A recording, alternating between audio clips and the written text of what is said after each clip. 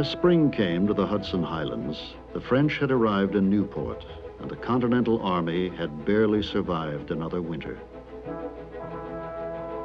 Washington's thoughts again turned southward, and to a strategy he had entertained for 2 years: the defeat of the British at New York.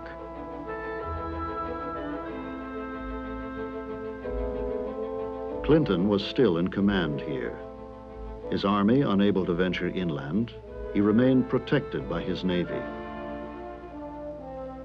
The British had moved Cornwallis and an army south to the Carolinas in hopes that a populace more sympathetic to the crown would allow their military superiority to prevail.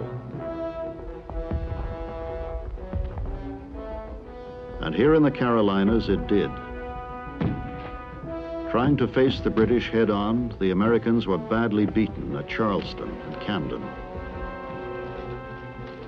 Cornwallis now raged through South Carolina like an invincible lion, until the Americans called upon their old ally, the wilderness.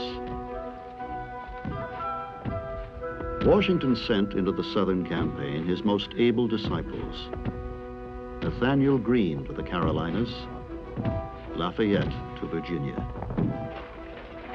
Using back trails and streams for transport, hitting from behind and then retreating into the landscape, the Americans turned the war to their own terms.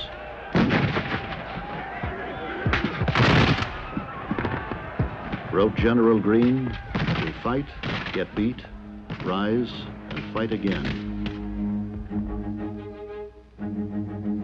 Lafayette now brilliantly maneuvered with Cornwallis as the British moved into Virginia.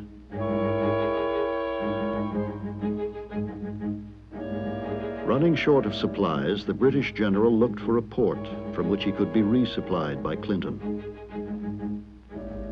The place Cornwallis chose was at the York River, near the mouth of the Chesapeake.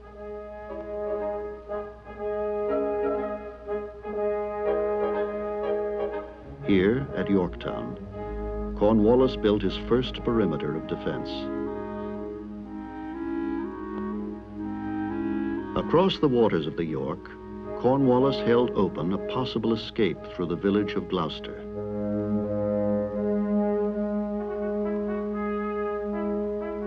Reminded by Lafayette, Washington was not unaware of the opportunity at Yorktown. Yet he still could not get out of his mind killing off the war in New York.